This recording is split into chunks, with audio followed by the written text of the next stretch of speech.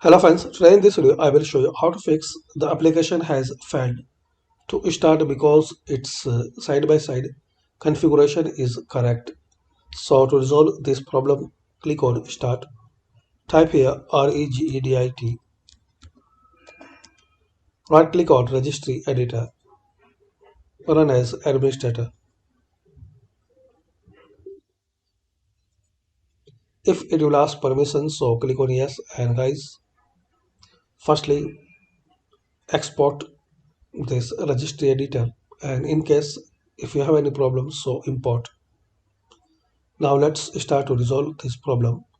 Expand HK local machine, then software. Now in here expand Microsoft. Now find out Windows, expand it. In Windows, expand current version. Now in this list, find out side by side. So expand side by side. Now double click on winners.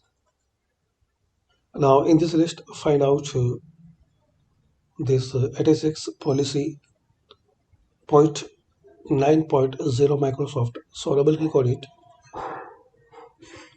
Now double click on 9.0.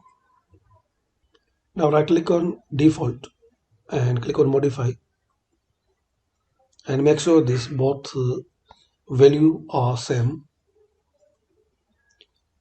9.0.3072.9635, so it will be same. If this value data is different, so make this value data here, then okay. Now close it and now open any web browser. Now type Microsoft Visual C++ Red and open this one. Now open this first link, download as your PC 64 or 32-bit, then click on next.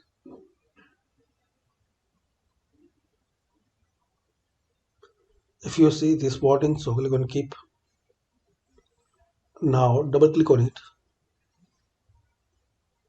check this box and click on install, and after successfully installation, restart your PC or laptop. So hopefully guys, using these simple and easy steps, we can resolve and fix the application has failed to start because its side by side configuration is correct. Thanks for watching. Please comment this video useful for you or not.